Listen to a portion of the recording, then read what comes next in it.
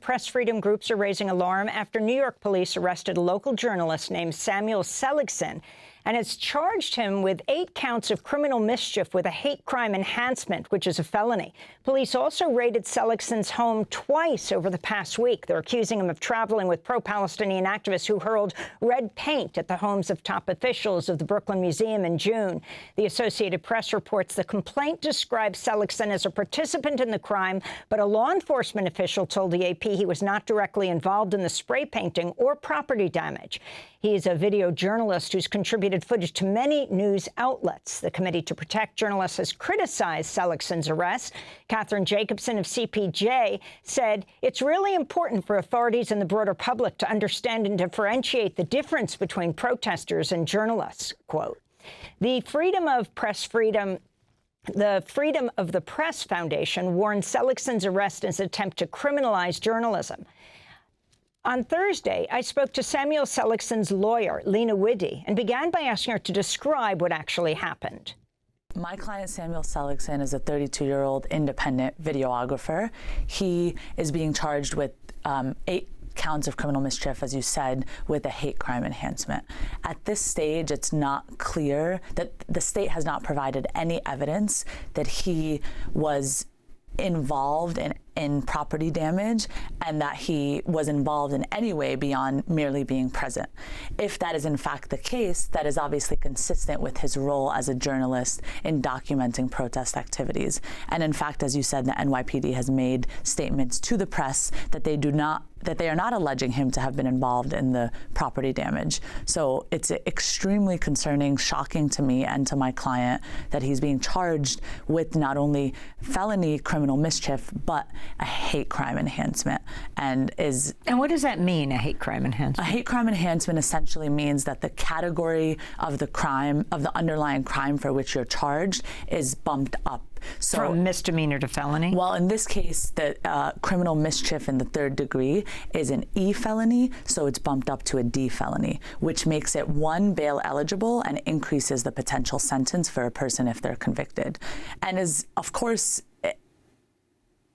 I think significant in the way the public views conduct, significant in the way that the court system deals with conduct, and is absolutely dangerous in terms of the precedent that it sets for any pro-Palestine protesters and journalists covering that protest. It necessarily perpetuates the narrative that any protest against the support for genocide is necessarily synonymous with protest against Jewishness. And my client himself is Jewish, as are many other anti-Zionist protesters. His home was raided twice? Yes. What does that mean? That means the police went into his home on 2 separate occasions, attempted to arrest him, and on both occasions handcuffed his roommates and searched for him. And on the second occasion, we had already arranged a surrender with the NYPD, and he had planned. I had been in touch with the detective on the case, and he had planned to turn himself in. And yet, a second raid was executed on his home. So you're arguing 2 things here. One is, does the police have evidence that he was even at the homes of the Brooklyn Museum officials documenting what the activists were doing? So, yes, in order for the state to prove this case against him, they would have to prove 2 things. One, that he was in fact there. They would have to prove his identity. And 2, that if he were there, he participated in the criminal mischief beyond mere presence, because merely being present, whether you're a journalist or not, is not enough to sustain criminal charges against you. So that he was there, that he participated beyond mere presence, and that he participated with the intent to damage property, and because of the hate crime enhancement, that he participated and was motivated, at least in part, by the identity of the people who own the homes. So by the race, national origin, sexual orientation of those people, and those are the protected classes that hate crimes legislation purportedly protects. Now, we know that hate crimes legislation, like other laws, is used in reality to actually prosecute the most vulnerable and not to protect the most vulnerable. My client is an independent journalist. He's Jewish himself. He's being accused, along with the other 5 individuals, is being accused of a hate crime for, even if true, protesting the homes of executives of multi-million-dollar corporations who leverage extensive financial, cultural, political power and use that power in support of the genocide. And that is clearly what the protest is about. And it's absurd that it is being portrayed as crimes against as hate crimes because of some tangential relationship that these people may have to a protected class that my client is in fact part of. He is part of that protected class. He is Jewish. Now, Samuel Seligson was previously arrested in May, is that right? Live streaming a pro-Palestinian demonstration. That's correct. With his press credentials, live streaming, thrown to the ground by police as people yelled, "He's press, he's press, he's press." And that case was not ultimately prosecuted by the district attorney's office. Right. A spokesperson for the Brooklyn DA said the case had been closed and sealed. And I'm not representing him on that case, but my understanding is that it hasn't been prosecuted. That when he appeared for court, the district attorney's office was not prepared, and gave him a letter saying that he would be informed if they decided to prosecute the case. Do you believe that the mayor is in any way involved in having him arrested? Of course, Mayor Adams is a former police officer himself.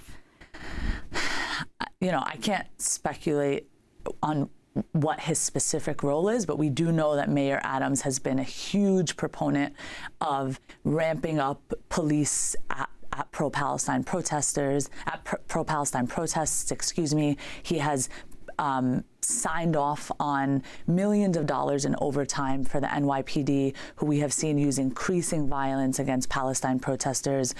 We're now 10 months into the genocide, and the violence at these protests continues. Meanwhile, Mayor Eric Adams is a huge proponent for cutting public services like the New York Public Library and 3K.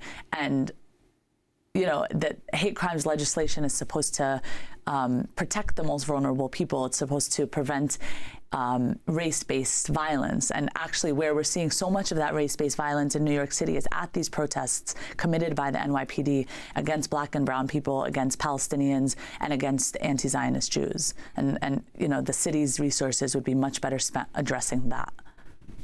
So you're Palestinian-American. You're a Palestinian-American lawyer representing a Jewish journalist. If you can talk about how this fits into what you see as a broader crackdown on the pro-Palestinian protests, and particularly start by addressing groups like the Committee to Protect Journalists and the press freedom groups that are standing up for Samuel.